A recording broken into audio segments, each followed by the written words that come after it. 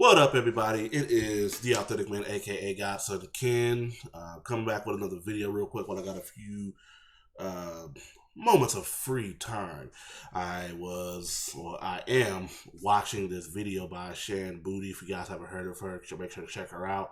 I'm about 5 minutes into the video of where she's responding to Fresh and Fit, and she's got the quotations: "Men can't cheat, but women can." This is basically her responding to the Fresh and Fit Brittany Renner interview, and she's brought up a point to where I was like, okay, let me go ahead and throw on the camera real quick, give my perspective on this and everything like that.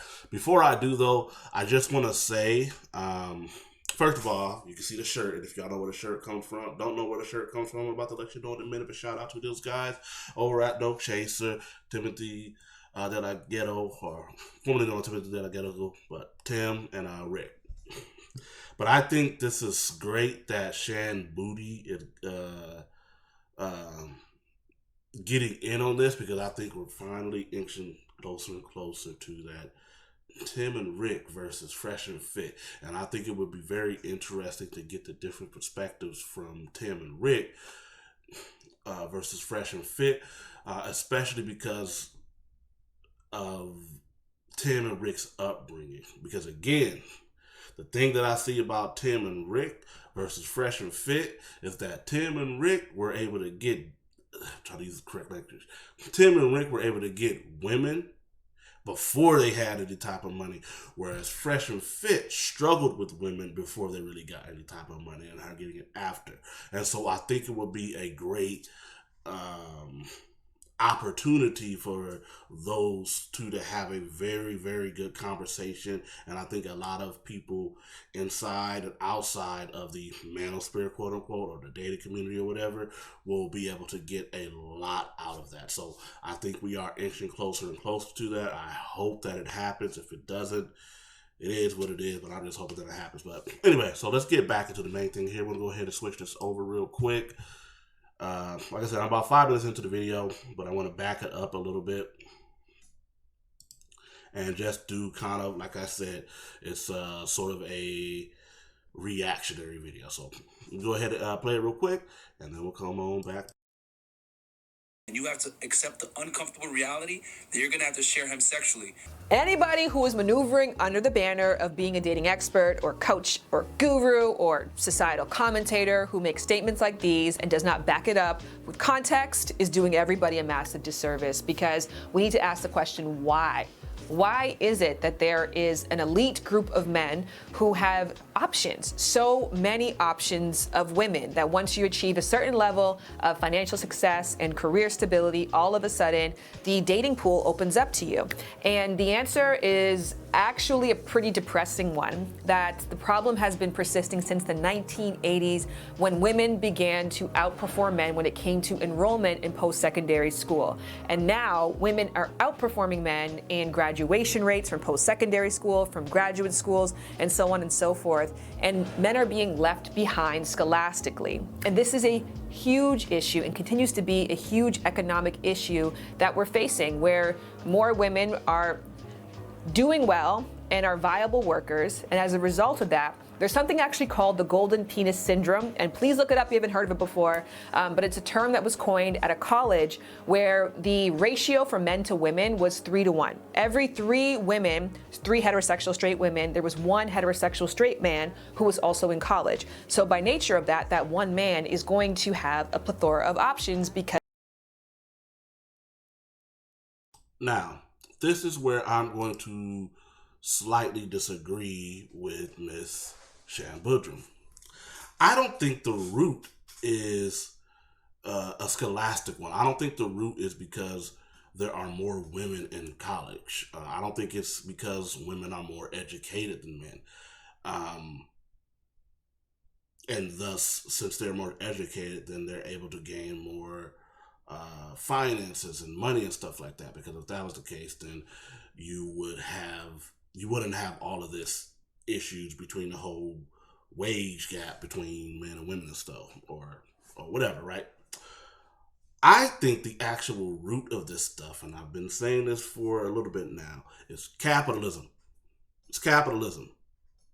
and more specifically, capitalistic indoctrination.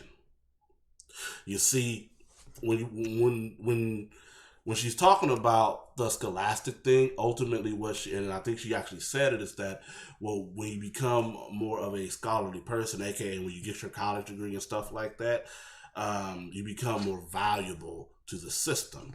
And that value, though, is heavily rooted in money. You see what I'm saying?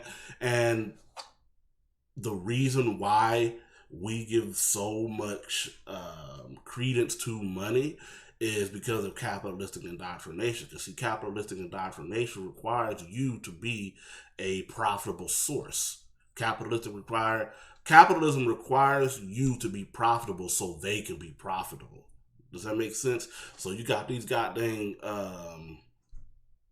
capitalistic elites. Some people just call them like white elites or whatever, but I don't necessarily think you need to be white to be a part of this group, although I do think it can help. I don't think that's necessarily true. I think the most important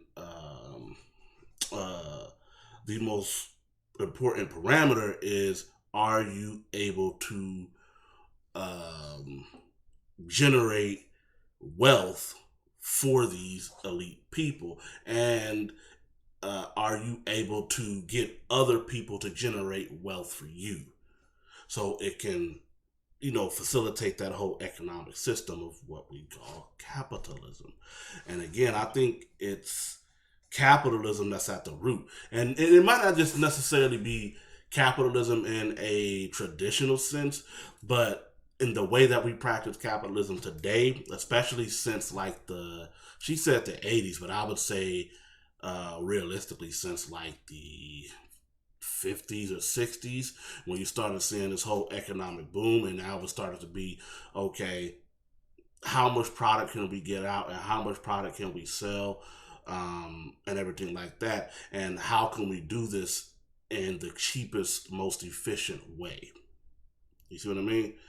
And it really stems from that. But it stems from that ideology. Like I said, the whole reason why someone like Shan would say, this is how I'm just seeing it, thinking of it. I can say the whole reason, but a major reason why is because a major reason why that college has been pushed and everything like that is on this whole thing that I don't know if you guys have heard of it. And I don't know if they still do this now, but back when I was in high school, it was the $1 million difference. And if you go to college versus the person that doesn't go to college, there's $1 million difference. You see what I mean?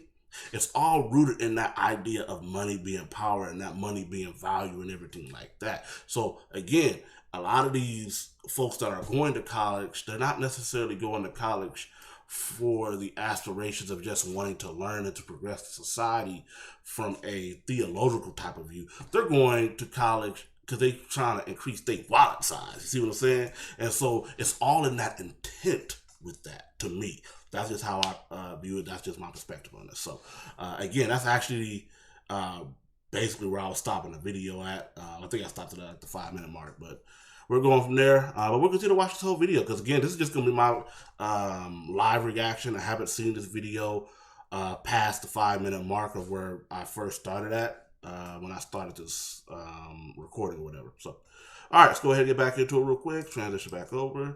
Hit this. Because it's a numbers game.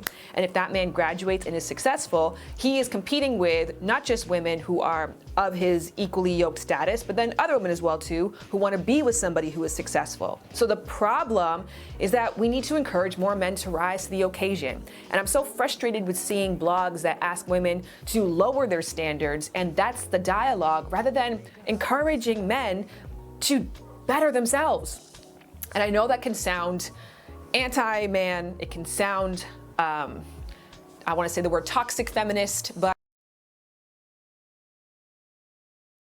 Let me pause it here, because again, I just want to be, I'll just keep it on this angle, keep it on this camera, whatever. But I just want to be fair. She makes a very fair, valid point. She makes a very fair, valid point here. If you're going to say that women need to lower their standards, then by default, you can also look at that from a different perspective. And this is the perspective that she's looking at, that is that men need to raise their standards. Men needs to up their game. You see what I'm saying? This is why I said I look at it from that other perspective that I just said before, is that it's capitalism. But when you look at it from this angle, it's just a feed loop type of thing. Men are going to say, well, you women need to lower your goddamn standards, and women are going to say, well, you need, I'm trying to be political here, you men need to up y'all standards of what y'all doing. Both sides have some validity to it, but in this case, I think she has a very valid point when she is saying this. All right. But it comes and is rooted from the exact opposite place. I love men, I want men to succeed, and I have far too many men anecdotally in my family who fall within the storyline that I'm telling. I know far too many friends who are men anecdotally who fall within the storyline of this. And we need to be rising men up and encouraging them to better themselves, because we shouldn't have to fight for 5 people who are equally yoked partners. And when we ask women to lower their standards, it's because we think that women have very little and are asking for a lot. But the true statistical truth is that most women are just looking for a partner who is of the same financial and educational status as them, and that's hard to find. And so when we're asking women to accept cheating, what we're saying is, let's keep the numbers as is. Let's keep everything as is. Let's not address the real issue here, and instead come up with these toxic band-aids. So I'm tired of seeing male experts who are not encouraging and uplifting their audience, and instead going for women who are not their target demographic and telling them that they're the problems and their standards is the problems. That is not what the issue is. Women need to put their ego aside and understand that men are going to exercise options, especially when they get to a certain point. But if you have the main title, it is what it is. And this. Where I will say that women might need to put their ego aside, given our current social climate and given the disparity that we have right now in terms of economic achievement and scholastic achievement between the two sexes, women might have to change their mindset from I want a man who makes X amount of dollars to I want to be with somebody where we make X amount of dollars, which is why I'm a very big fan of uplifting men who have a trade. You know, a lot of men who are very successful will look for partners, romantic or otherwise, who maybe are not equally yoked to them in terms of their earning potential, but they have a skill, they have. All right, I'm going to talk about this real quick. This whole equally yoked thing, man. Look, and this is where I don't know if it would be a slight disagreement, but maybe just a slight different way of looking at things. This whole term of equally yoked, and again, that's why I say most of this stuff realistically just goes back to indoctrination, capitalistic indoctrination. But this whole thing of equally yoked, what is it to be equally yoked? Is it money that makes you equally yoked? Is it having the same level of education that makes you equally yoked? Is it a difference in height? So he has to be this tall and she needs to be this short or whatever. Is that what's equally yoked? What is the parameters of what to be equally yoked? See, that's the thing that I'm saying. Is another parameter? Does he have to be able to have sex at this level? Does she need to be able to perform in the bedroom at this level? What is this? What are these parameters when we're talking about equally yoked? If we're going to say that relationships are at least positive relationships or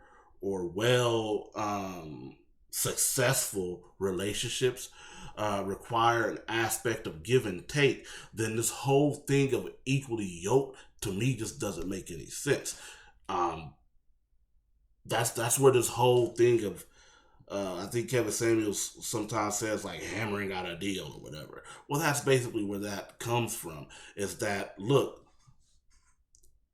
you're not going to get everything from your partner, but what you do need to do is sit down and figure out what's important to you, and then if this potential partner or whatever meets this criteria, then you you hammer out a deal, essentially. Now, here's another thing that I will say. When it comes to relationships, because first of all, when it comes to Fresh and Fit, I don't even think they consider themselves relationship experts or anything like that. I think what they call themselves is that they're what's the term that they use? It's not necessarily relationship expert, but they call themselves like men's experts, like men. They're supposed to be like a men's uplifting type of channel. That's who they're necessarily catering to, and then relationships often come up with this type of stuff. And that's what people normally focus on. But that's not necessarily what their entire thing is. They don't even call themselves relationship gurus. I don't think I've ever heard them consider themselves like alpha males. I don't think I've ever heard them consider themselves dating experts or anything like that. That's why they have on these other people that might be dating experts and can give them a different perspective on things. But again, just naturally in how the conversation goes and the discussion goes, dating comes up. But when it comes to this whole thing about relationships and stuff like that, if we're going to look at the whole market, when it comes to the market for relationships, guys don't necessarily have to give up as much, simply because the demand for the relationships are typically coming from women in that aspect. And so just like the demand for sex is typically coming from men, and so women have a sort of control valve on that market. Men have the control valve when it comes to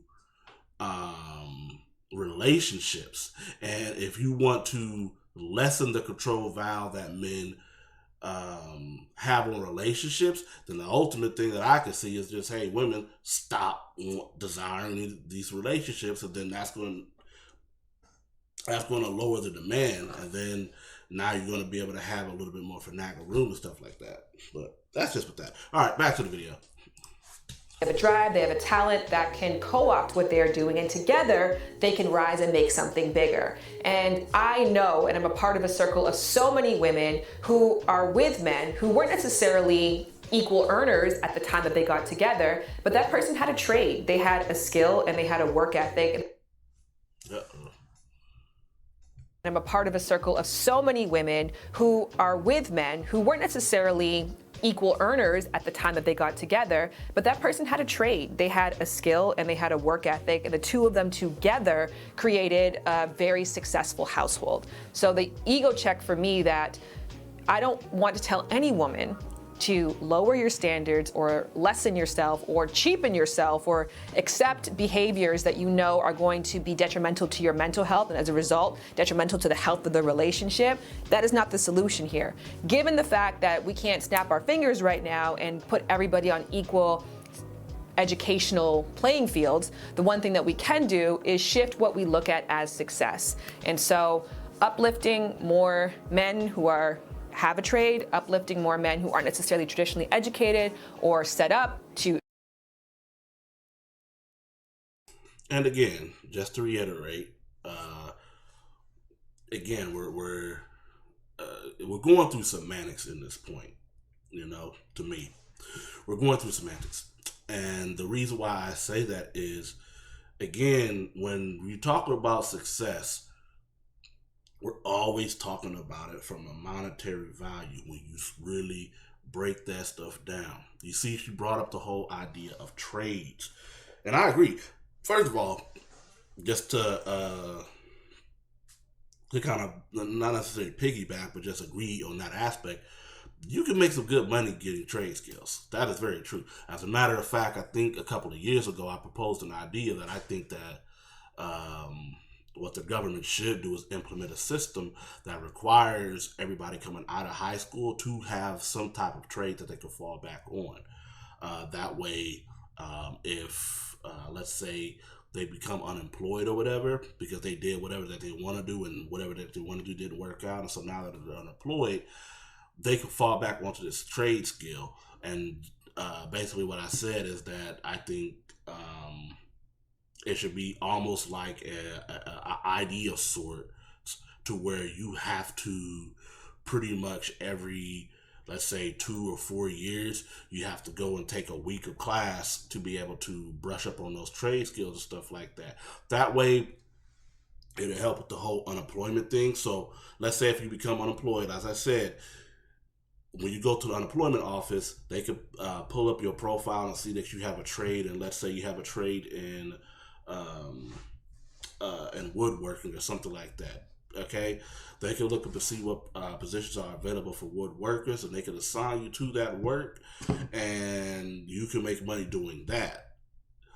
And then if there is no work available, then that's when you will get the unemployment and stuff like that. But what this does is it keeps you in, it keeps it to where you actually have a skill set for that.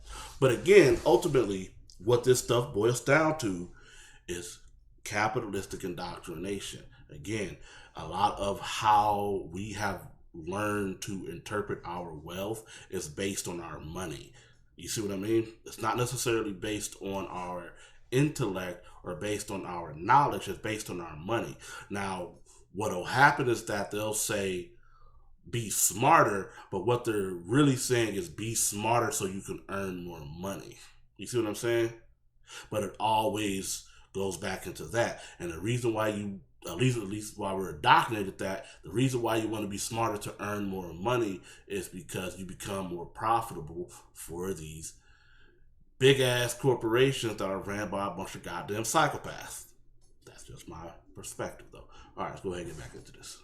Achieve a certain level of success on their own, and seeing how the two of you can work together, and again focusing on household success and household financial goals rather than individual partner earning potential. That makes sense? That's what I'm saying. A lot of women think they're sugar and spice and everything nice, and I'm fucking special. Y'all are really not that special, man.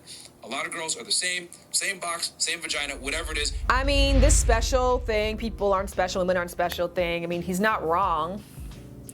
Can't be wrong, because the whole purpose of specialness is that somebody makes a conscious or unconscious decision that someone or something, for reasons that are inexplicable, is extraordinary to them, is unique to them. So in order for something to be special, you have to make that personal decision that it's special to you. And if you have the inability to do that, and everything is the same to you, and you can't differentiate one from the other, and your brain doesn't have the capacity to uplift or make a deeper connection with someone or something, then that's your experience. I can't really debate you on that, right? Similarly, if I spoke with somebody who was on the autistic spectrum, our understanding or our experiences with social connections might be very different. I'm not going to debate that person and say, well, mine is right. Your experience is your experience. And if you have the inability to create a special bond with somebody or to see a person as special, I would look at that as an evolutionary defect that's possibly at play, because love is a pair bonding mechanism, and as a result of that, love is actually a function of evolution. It's a function of our biological makeup, because in order for us to band together and to build communities and to build families, which is why we are such an incredible species who continues to grow and thrive and share information and create societies, in order for us to do all that, love is actually the basic biological glue that does that, because it says that beyond reason and comprehension, I will devote myself to sharing my resources with this individual over that individual, because some things are finite. And so if I have to go and collect water, I have a finite amount in that bucket, I have to make a decision on who gets that water. So I have to pick somebody in my brain who is special to me. And if you can't do that, yeah, like I said, that might be something more to do with brain makeup than with a mass commentary on the facts of life. Because a woman has to get to a certain emotional point to cheat on a man. But a man does not have to get to that same emotional point to have sex with another chick, because you can still love your girl the same and go have sex with other women. It does not work the other way around, though. That's why cheating from women is unforgivable. But from a guy, it ain't that big a deal, man. Like, if that's why it was, now that I know that it was just cheating, I'm like, what are you doing? You better go call him right now. My guy say, now that I see it was, that was, I just wanted to run through in case they were going to say something different. But it's the same thing that everybody says. And not everybody, but there is a massive popular thought system out there that women desire sex less than men. Women's libido is lower. And as a result, if they do desire sex, it has to be driven from an emotional connection or from some other kind of emotional motivation like spite. That it can't possibly be that she was just turned on and overcome by her sexual drive and emotions and acted on it. And there has been so many incredible advancements in the past 5 years to really debunk these myths. But if you need some more concrete proof, there is a book from a top sex researcher, Daniel Berger, who not only did he share his own, but he went and researched top sex researchers around the world and included interviews and stats and studies that found that so much of what we think about women's sexual arousal and desire is based on a social concept. It's not based on biology. And to give a brief anecdote, they did one study where they had women watch a variety of different kinds of porn and like erotic material, and then women had to self-report if they were turned on, but they also had a way of testing their physiological responses, like how was their body responding to this stimuli.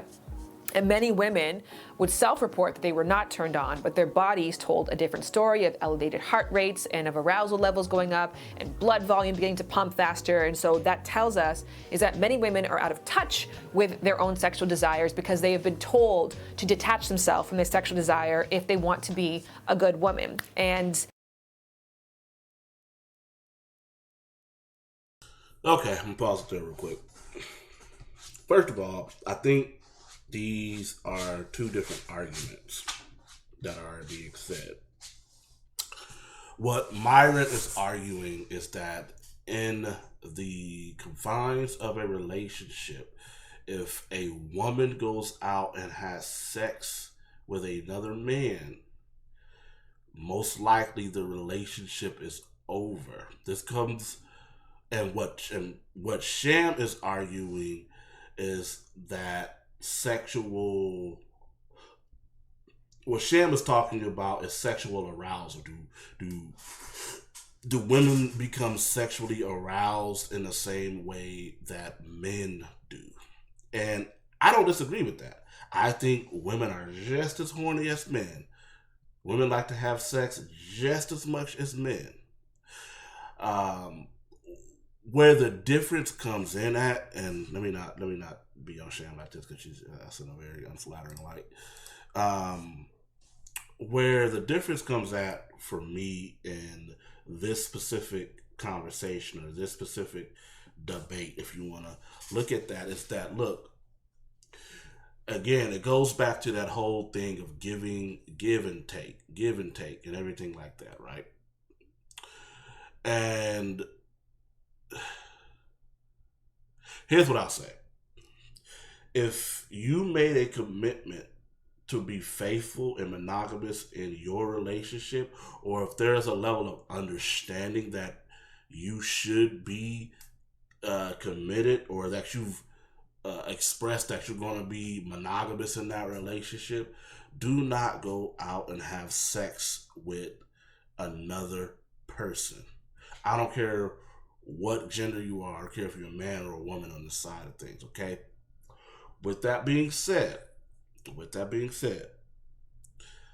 typically, and again, this is just based off of observation and based off of practical, again, it's based off of what actually practically happens, is that when a woman cheats, and this isn't all the time, but we're just talking about in general, we're just talking about the typical occurrence.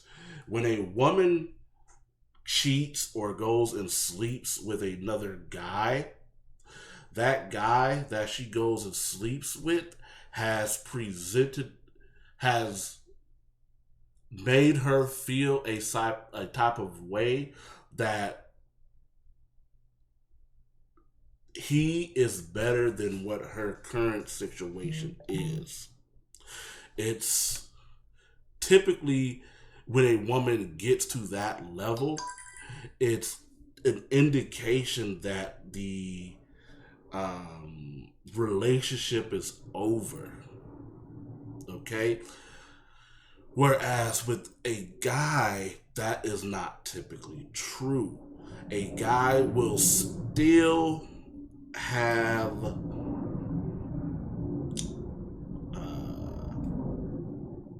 a guy will still do what is traditionally asked of a guy to do when it comes to this relationship stuff, in the sense that he'll continue to provide and share his resources. He'll continue to protect and everything like that for his main chick, even if he finds another woman sexually desirable in that moment.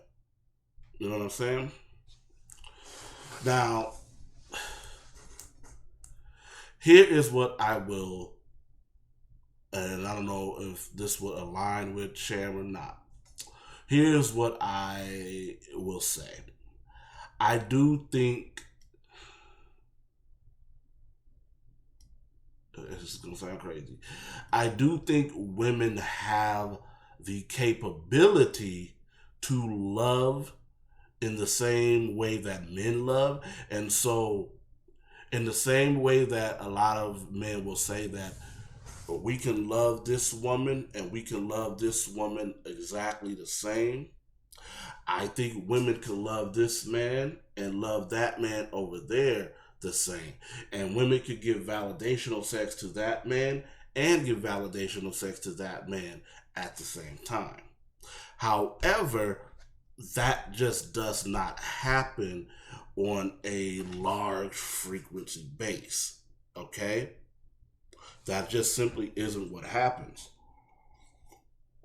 That's just not,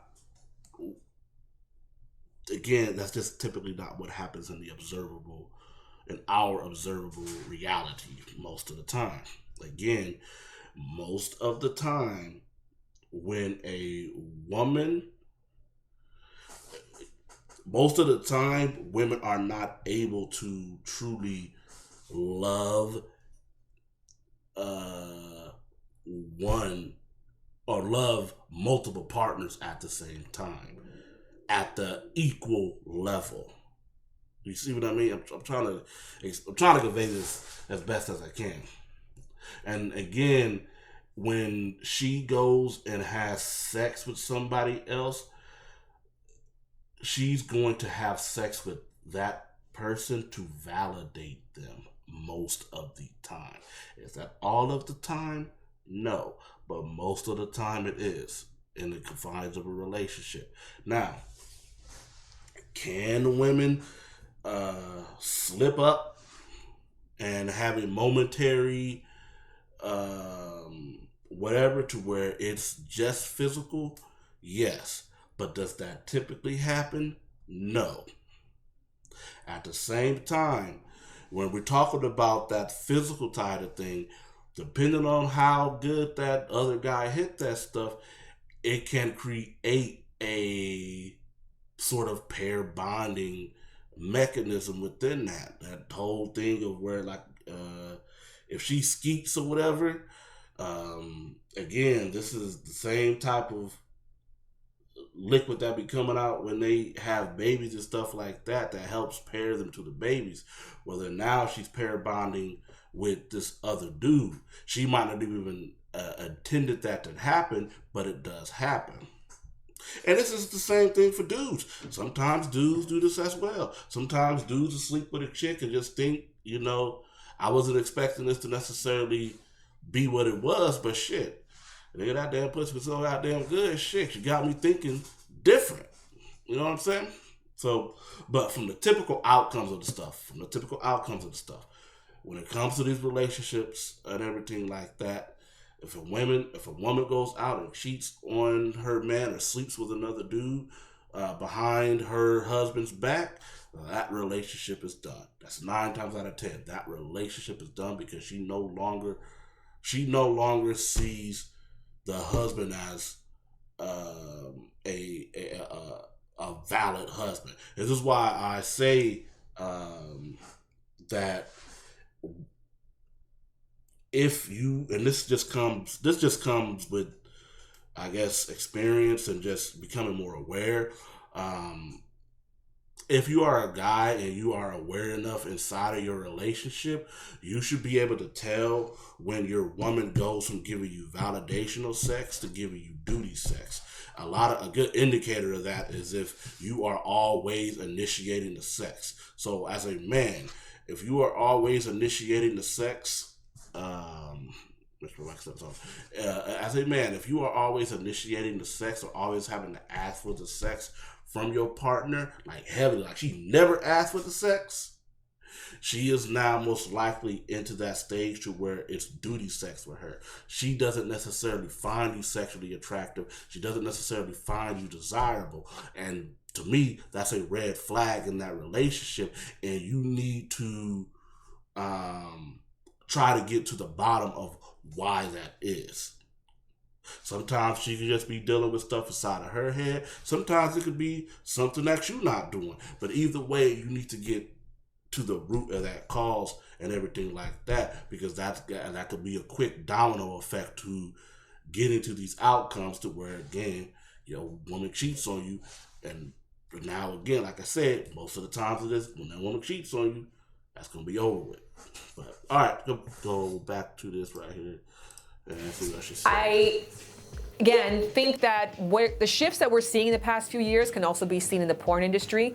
When I was coming up, I watched porn a lot in my teens, but I was socialized to believe that porn was a male-dominated industry, that it was this place that men went to see their fantasies and their perversions acted out, and they directed it for each other and they wrote it for each other. They had women who they hired to come into it, but it was really like a for them, by them, viewed by them club.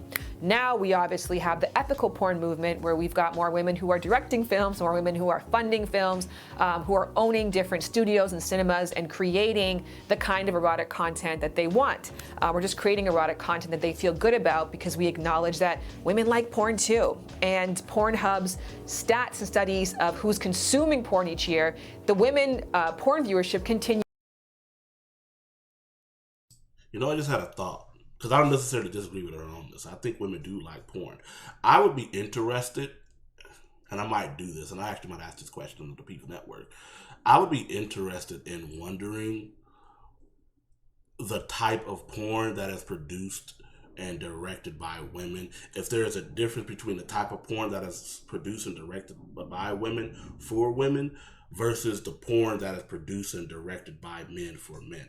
I would be interested, in seeing if there's a difference in that. I actually might go check that out. I definitely gonna have to lock the door for the kids on that one, but I actually might go check that out, because that actually might give a good insight to how women and men are really thinking and what they're really looking for and stuff like that. So, just a thought. Continues to rise as social acceptance for the fact that women like porn continues to rise. So what does that tell you? Does that mean that women inherently are not aroused in that way, or that when we give women the space to act on their sexual desires and wants, we see a dramatic increase? So this rhetoric that we constantly place, that, which I understand from an evolutionary biology standpoint, right? That women have more of a responsibility if they do get pregnant, and men can impregnate in multiple women all times a day, and their social responsibility is less because they may not be saddled with the baby in the same way. But they should feel a parental obligation, which again is like an evolutionary draw that you should have, but some people don't and they forego that. Nonetheless, I understand that. However, we should also know that women are only ovulating 12 to 24 hours a month. So we don't have to walk around all the time constantly assessing whether or not somebody will be a romantic fit. Furthermore, we have had birth control options now for going close to, over 50 years at this point. So there also has been adjustments made in that way, where we don't have to carry on that same responsibility of each partner potentially, leading on to a full-time commitment or a lifelong commitment through a child. That to be said, we should not continue the messaging that women only cheat if there's an emotional connection. The real scientific formula to people who cheat are people who are high novelty seekers and have low conscientiousness. So people who make up their own rules and don't necessarily have a shared moral code, and people who like new shit a lot. People who are stimulated constantly need new food, new environments, new friends. So if you have that combination of see, that's what I'm saying, man. This is what I'm saying. This is why I say you have to. I'm sorry, I'm trying to get her in a better light, but you know I don't care. This is why I say that when it comes to these debates and topics, the framework in which a question or stuff like that is being asked is so important. She's talking about habitual cheaters. That's what she's talking about. She's talking about habitual cheaters.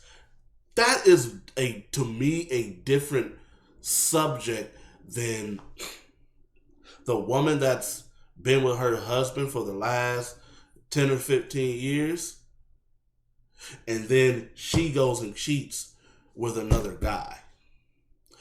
Or the husband that has been with his wife for 10 or 15 years, and he goes and cheats. Those are two different things, my G. Those are two different things. In that latter example that I gave, let's say if the husband has been with his wife for the last 10 or 15 years and he has repressed himself in the sense to where he just seen all these goddamn fine women and stuff like that, but he didn't act on that desire or anything like. First of all, you know what? Let me not even say that. Let me not even say that. Let me not even say that. Let me not even say that. That's not necessarily correct. Again, I have to look at this from a capitalistic lens because, again, I think this is the root of all of this shit. Men are brought up to think that, not just men, people period, but especially men are brought up to think that their value is in how much they make. Their value is in their money. There's so much to pretty much prove this, right? And so, since money is a big equator or a big factor in what makes them valuable, at least from an internal perception of how they value themselves, that often comes out or expresses itself in a way to where these type of guys, they don't get women, okay? And so they've never had that experience of being able to pick and choose between women and stuff like that. Add on the fact that what it is to be a man is often a big indicator of what a lot of dudes consider a good guy, or that dude or whatever surrounds is positioned around how many women he can get, right?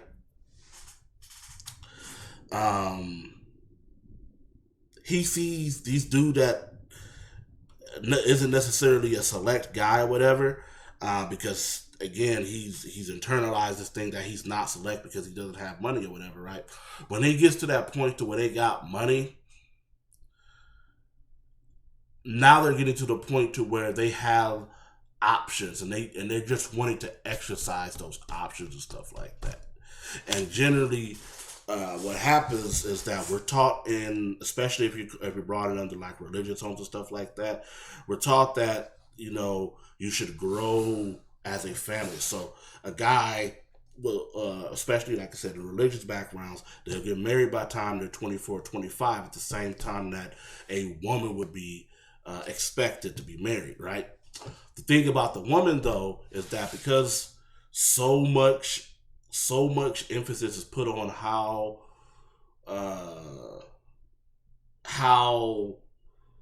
being a man is equated to how much sex you can get, a lot of these dudes have internalized that shit as well, and so they go out here basically pedestalizing pussy. Excuse my language, but this is just the way I can say this. I'm trying to censor myself. A lot of these dudes go out here pedestalizing pussy and putting pussy way up there and sex way up here and moving that way. And so these dudes are out here trying to get the pussy, but they're trying to get the pussy from like a monetary sense and monetary value.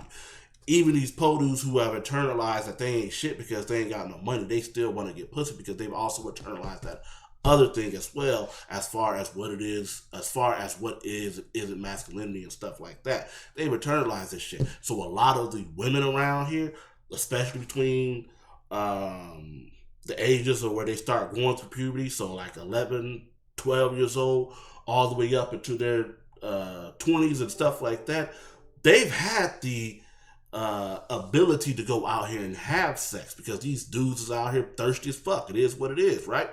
And so they've experienced all of that. And so when they get married or whatever, they're making an active choice in their mind to be exclusive with that guy.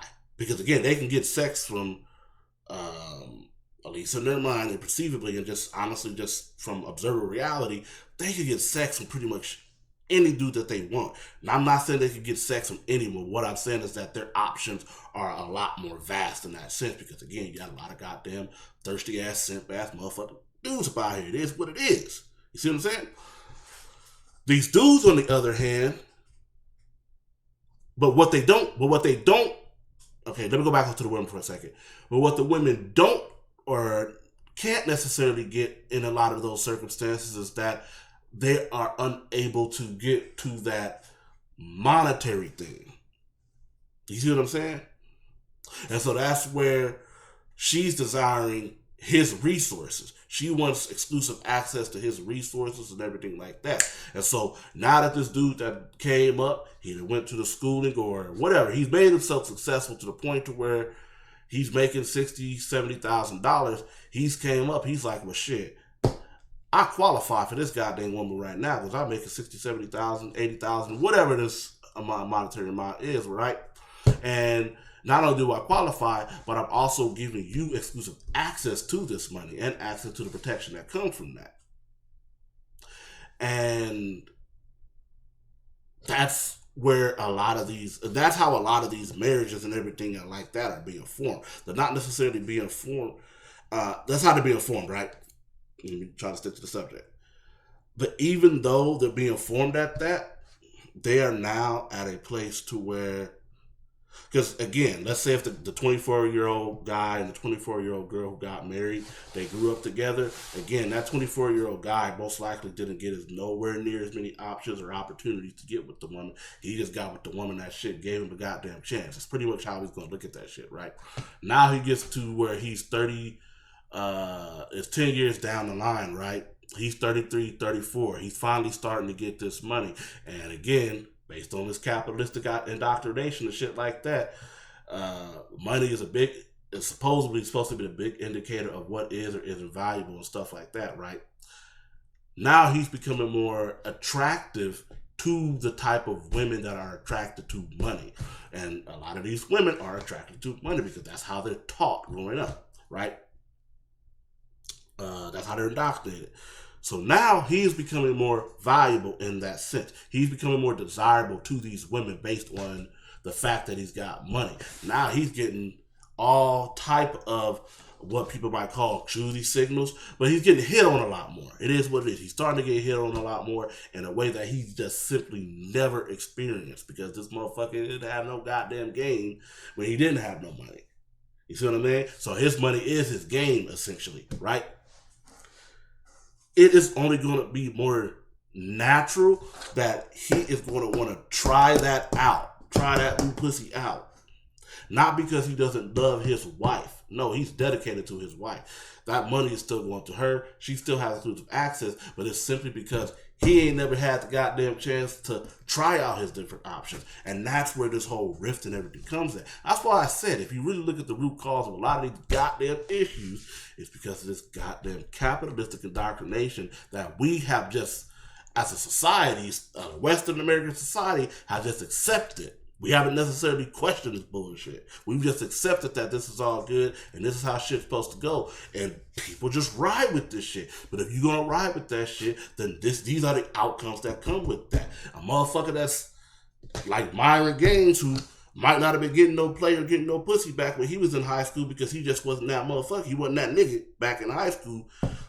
And because he's internalized that, well, shit, these bitches don't like me because I ain't got no money. Not that these bitches don't like me because I'm just not that nigga. These bitches don't like me because I got no money, because we place such a high ass value on money. And so now that he's got to this point to where, shit, motherfucker, I'm making $150,000, $200,000 goddamn dollars a year. I know none of you bitches is out here making that. That's how he's looking at that. None of you bitches is out here really making that, and none of you niggas is out here making that. I place myself up here. As a matter of fact, you want to know how I know I'm getting that shit? Because I'm getting all of these women around. He's just not understanding that these women are looking at him. It's like a goddamn meal ticket.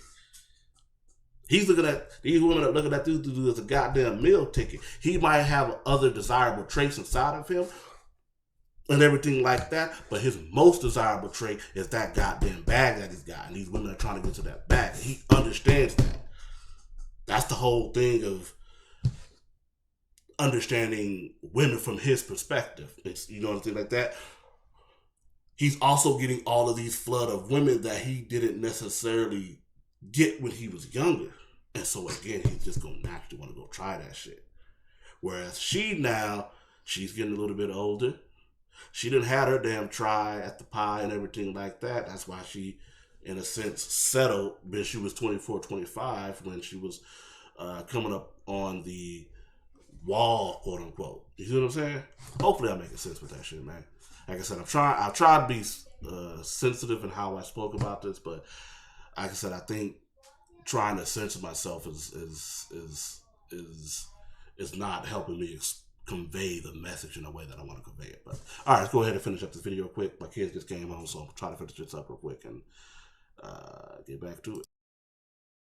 Regardless of gender, that is the person who is more inclined to cheat. There has not really been any hard proof that when you decrease the socialization around sexual desire, that women desire and want sex with multiple partners any less than men do.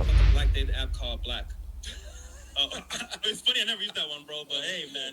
I mean, hey, bro, if you want to date a bunch of Shaniquas, go for it, man. LaQuisha? Yeah, like, me and Fresh aren't really down with the brown like that. Man. We ain't night riders. Nah, So, bro, I'm good. You know, sometimes if they're, you know, red bone, but like in general, me and Fresh don't dabble in the dark, if you know what I'm saying. Yep. I think it's sad. We all think it's sad when we see clips like this. And to give a why to it, we think of attraction as this thing that happens between two people. Like, I see you, you see me, we experience some kind of bodily response to each other. There's an instant connection that's unspeakable, and it feels like it's very insular.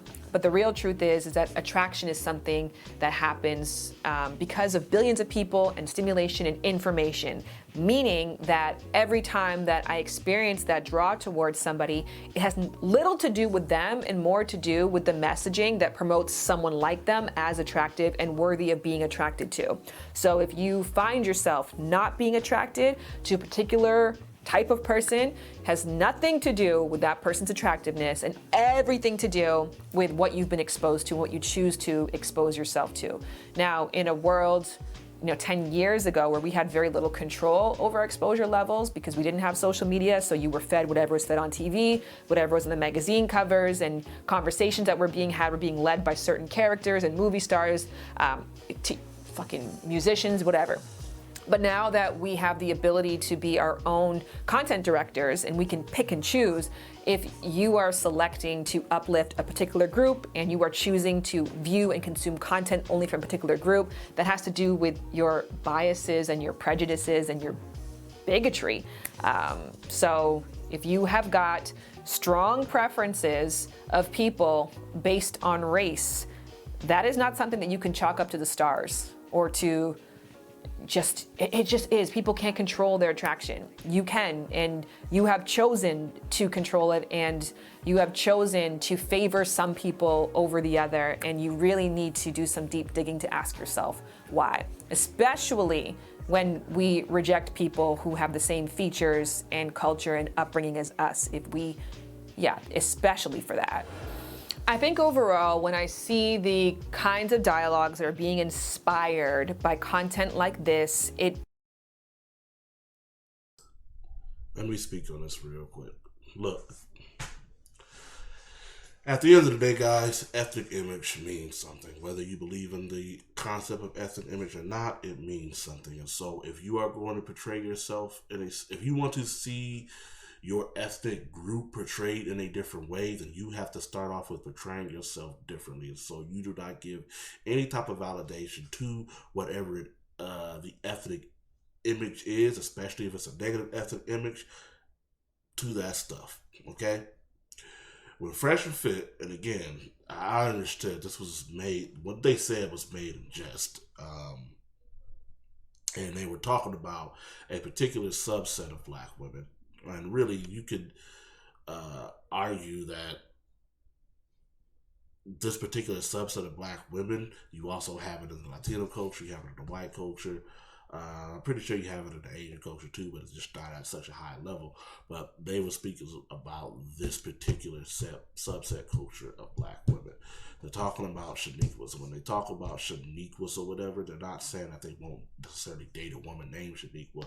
They're saying it in a sense to where they don't want to date ghetto, unruly, ratchet, loud talking black women and stuff like that. They don't want to date the stereotypical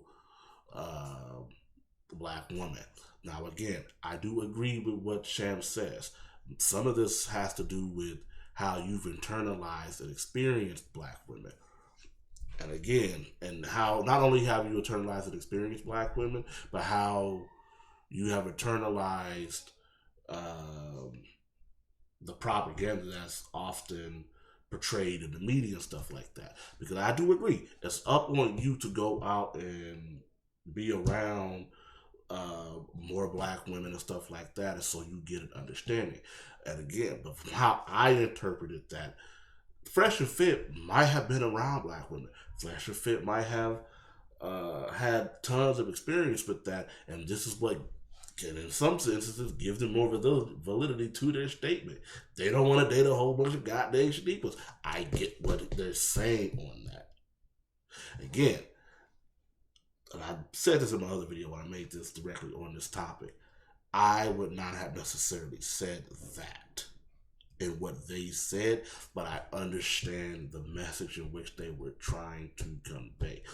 Me, myself, I am not going to, first of all, I don't do dating apps, period, like that. They just not something for me. I'm not the most physical attractive at the moment, and I think a lot of those dating apps, they hone in on the physical attractiveness of what's and stuff like that as a guy. Again, obviously I'm a little bit overweight and everything like that. I need to work on that. I am working on that, but typically that just hasn't been my cup of tea in seeking women and stuff like that, right? But if I was to get into the whole dating app thing, man, I would have every goddamn dating app I can. I would have the dating app for black folks, the dating app for Asian folks, white folks, Latino folks, rich, poor, whatever. I'm going through all my goddamn sources, but I'm not necessarily going to outline or take away a potential woman based on the color of her skin. I will say though, everybody has their preferences, and preferences are usually developed based on the positive or negative experiences that have been associated with that. You see, there's a difference between a preference and a requirement and a prejudice and a discrimination. I wouldn't necessarily call it I wouldn't necessarily call it discrimination if these guys have had a good amount of interactions with black women and they were negative, versus them having a good amount of interactions with non-black women and they were positive. These are just things that naturally happen, and again, that's just how these preferences are formed. Like I said, I don't want to grab on this subject too long because I made a whole video on this. Look,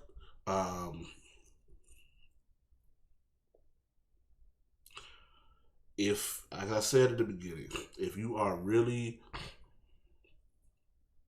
getting mad about these men not wanting to date you, then this is just to the women out there. If you're getting mad about these men not wanting to date you, then ask why. But realistically, and as a dude, if you are getting mad at these men saying that they don't want to date these type of women, ask why. Because me, I don't give a fuck. Personally, I'm glad that you don't date these women, because that means that there's more women for me. Motherfucking shit. All right. Makes me feel like there's a massive call for humility on all sides, right? Like there's this desire right now to be right, and in order to be right, you have to create a very clear case for why another massive group of people are wrong and why they're bad and what you're doing is good. Which I think you just have to ask yourself, are you individually in a circumstance that is favorable to you? Are you your own role model on the topics that you speak about?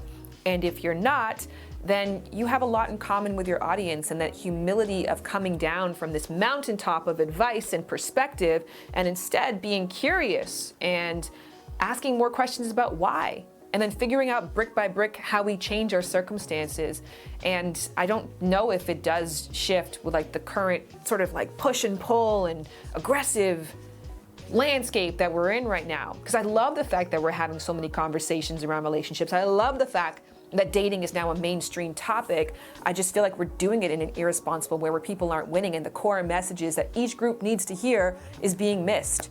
And to me, if I said nothing else in this video, the one thing that I would say is that check on the men in your life, check on the mental health and wellness of the men in your life, encourage them to pursue their dreams, encourage them to go and get an education, to get a trade, to better themselves in hard ways that no one else can take away from them, that is based on individual merit and skill that they have achieved. Anecdotally, I was in New York this summer, and it was incredible to me because I would walk around, we were just walking on the street in New York, and we were in the Soho district, and I saw so many, if I'm speaking particular on a group, which is the Fresh and Fit group of Black men, but I saw so many Black women together in restaurants, like affluent restaurants that were like impossible to get reservations. And like that also reminds me of the stat that we saw a couple years ago where Black women are amongst the group of the highest educated, and as a result are putting themselves in positions to be top earners, to be lifestyle changes, for themselves and for their families. And it made me feel really proud, like, wow, look at all these Black women who are sitting amongst, white people, and sitting amongst, Asian people who have historically done well in this country for themselves when it comes to finances. I saw very few Black men at those tables, not sitting with the Black women, and definitely not, amongst other groups. And so that kind of spoke to me about what the problem is. And then again, going back to the mental health piece of it, I also think about, with the Fresh and Fit podcasters in particular, knowing I actually knew Ian King, which is Regina King's son, who recently took his own life. And I knew Ian about a few years ago, and I was devastated by the news. I was devastated for Regina, but I'm devastated by the news because it was the story of another young Black man whose mental health was just not getting the attention that it deserved. And in order for us to make that shift, we have to make an active effort to model what looking after your mental health looks like. And if you are a Black man who's putting yourself in a position to be a leader for other people, I think that you should feel that responsibility. And that's my final thought on it. Thank you for watching. Let's talk.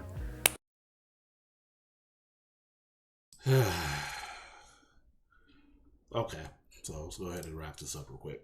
So, there are some things in her final assessment and conclusion that I do agree with. I do agree with the fact that Black men, and men just in general, period, need to be more self-conscious and aware of their mental health and be aware of their mental state and everything like that. However, what I don't agree with is that her trying to make a subtle diss or a subtle shade to say that these guys are not necessarily mentally there. And so in that regard, then we must discredit what they are saying. I don't like that. And that's essentially what she's trying to do here. I do not like that, and I do not submit into that.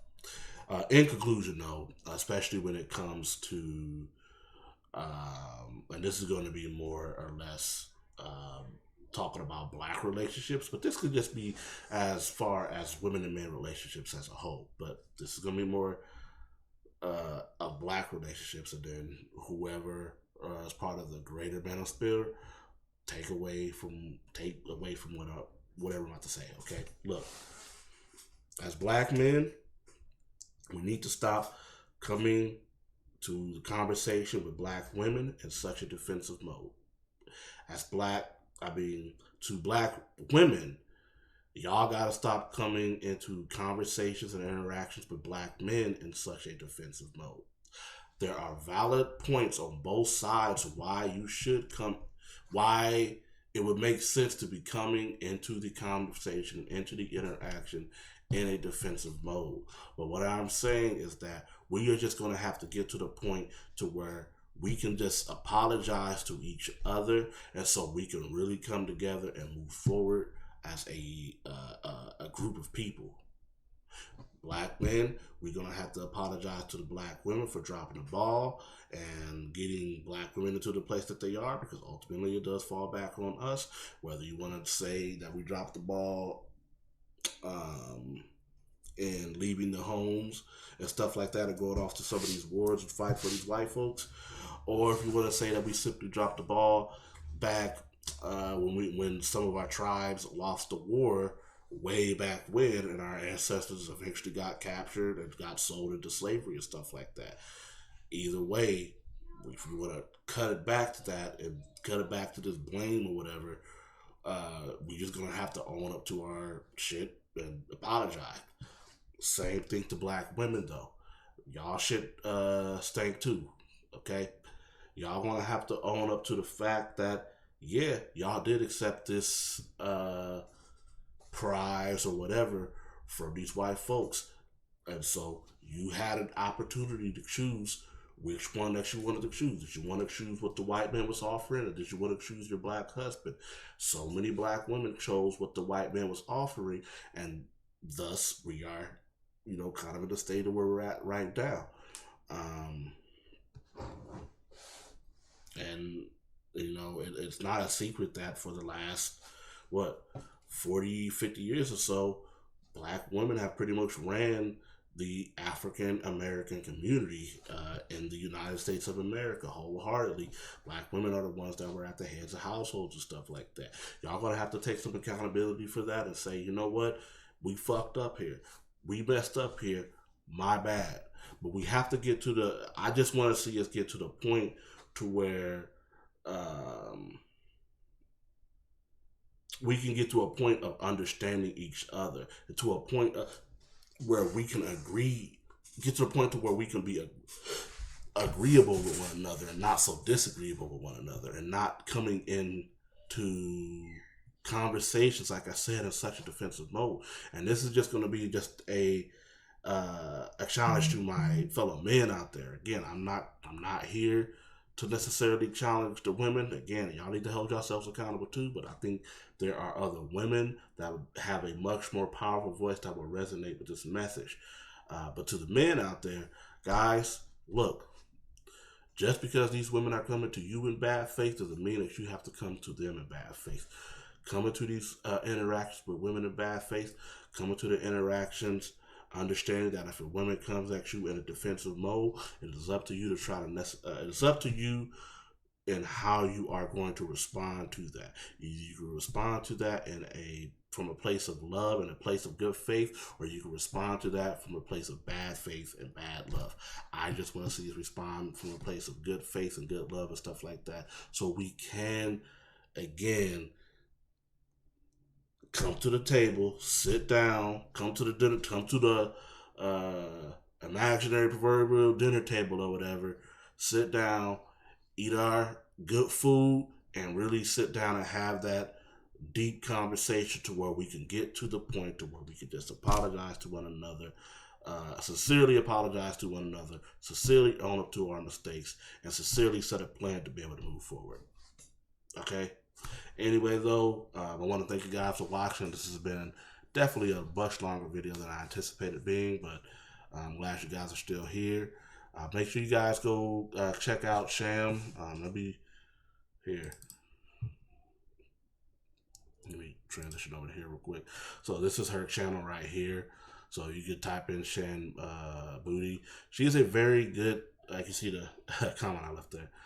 She is a very good content creator. Again, she's been around in the YouTube for at least like 10, 15 years now. And she definitely has earned her credentials to be able to discuss this type of stuff. So again, that's why I said I'm always going to give her credit and stuff like that. But yeah, go check her out. She has very interesting perspectives on this stuff. Also, go check out Fresh and Fit. Go check out some of their channels so you have a better understanding of where they come from and what their position is. Go check out the interview, the entire interview that Fresh and Fit did with Brendan Renner. I think it was a very good interview and stuff like that. All right. So, other than that, I want to thank you guys for watching. And until next time, this is Godson Ken, the other man, aka Godson Ken, saying peace out. All right, thank you guys.